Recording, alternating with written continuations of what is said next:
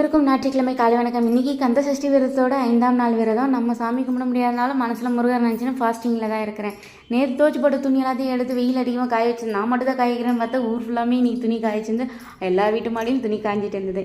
இன்றைக்கி வீடு துடைக்கலான்னு எடுத்தேன்னா ஹஸ்பண்ட் நான் துடைக்கிறேன் கொடுன்னு சொல்லிட்டு டான்ஸ் ஆடினே துடைச்சிருந்தாங்க. செம காமெடியாக இருந்தது. இன்றைக்கி ஹஸ்பண்ட் லீவு தான், நாளையிலேருந்து டியூட்டிக்கு போயிடுவாங்க. அவங்களுக்கு மத்தியானம் சாப்பாடு ரசம் கொஞ்சம் இருந்தது.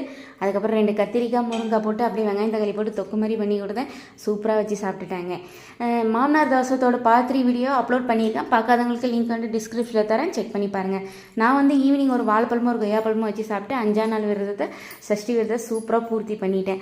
நைட்டு ஹஸ்பண்டுக்கு டின்னர் என்ன செய்யலான்னு யோசிச்சேன்னா, சரி கொஞ்சோண்டு மாவு இருந்தது, அது கூட கொஞ்சம் ரவையும் கொஞ்சம் கோதுமை மாவும் கலந்து தாளிச்ச தோசையாக சுட்டு கொடுக்கலான்னு சொல்லிட்டு தாளிச்ச தோசை தான் சுட்டு கொடுத்தேன். அது கூட கொஞ்சம் கார சட்னியும் வச்சு கொடுத்தேன். சூப்பராக ஹஸ்பண்ட் சாப்பிட்டாங்க, நல்லா இருக்குன்னு சொல்லி. இன்றைக்கி இதுதான் ஸ்பெஷல். என்னோட வீடியோ பிடிச்சிருக்குன்னு நினைக்கிறேன். மறக்காமல் சப்ஸ்கிரைப் பண்ணி சப்போர்ட் பண்ணுங்கள் ஃப்ரெண்ட்ஸ். நான் மீண்டும் இன்னொரு வீடியோவில் பார்க்கலாம். பாய்.